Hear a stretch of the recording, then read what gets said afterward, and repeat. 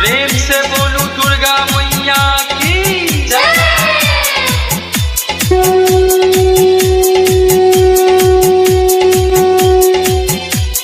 सिरा वाली मैया, मेहरा वाली मैया, जोता वाली मैया, लाता वाली मैया।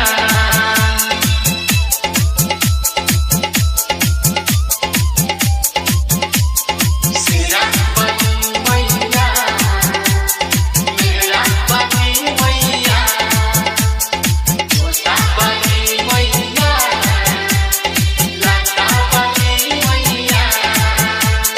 गे मैया तोहर बेटा पुकारो आबहिना, मागे रास्ता निहारो, मागे रास्ता निहारो। गे मैया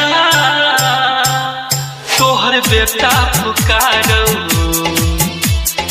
आबहिना, मागे रास्ता निहारो। पूजा के थाली सजलियौ माँ, माला फूल के बनलियौ माँ, माला फूल के बनलियौ माँ। गे मैया तोहर बेटा पुकारो आबहिना, मागे रास्ता निहारो। पूजा के थाली सजलियौ माँ, माला फूल के बनलियौ माँ, माला फूल के बनलियौ माँ। गे मैया तोहर बेटा पुकारो आबहिना, मागे रास्ता निहारो। सिरा वाली मैया, मेहरा वाली मैया, जोता वाली मैया, लाता वाली मैया। माँ गिरजा रिकॉर्डिंग स्टूडियो फुलहर। नैना बिछा क बैसल छियौ माँ तोरे चाह में, भोरे से छियौ खार जननी हम तोरे राह में, हम तोरे राह में। नैना बिछा क बैसल छियौ माँ तोरे चाह में, भोरे से छियौ खार जननी हम तोरे राह में। तोरा सिवा गे मैया दुखड़ा कत सुनेबै, मतलब के अइ जगत में केकरा दर्द देखेबै, केकरा दर्द देखेबै, केकरा दर्द देखेबै। गे मैया तोहर बेटा पुकारो आबहिना, मागे रास्ता निहारो। सिरा वाली मैया, मेहरा वाली मैया, डीजे अमित अपहर।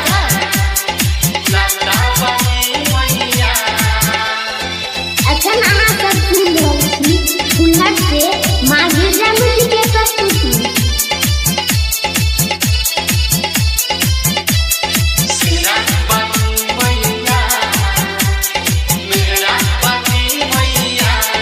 कहिया तू अबही मैया बेटा के द्वार गे, चरने में तोरे मैया देव जीवन गुजार गे, जीवन गुजार गे। कहिया तू अबही मैया कहनो बेटा के द्वार गे, चरने में तोरे मैया देव जीवन गुजार गे। लक्ष्मण छौ कखने से माँ कल जोड़ कखार गे, बेटा अजित गिरी तोहर कहरौ पुकार गे, कहरौ पुकार गे, कहरौ पुकार गे, गे मैया तोहर बेटा पुकारौ आबैना माँ के रास्ता निहारौ, पूजा के थाली सजलियौ माँ, माला ढुल के बनलियौ माँ, माला ढुल के बनलियौ माँ, गे मैया तोहर बेटा पुकार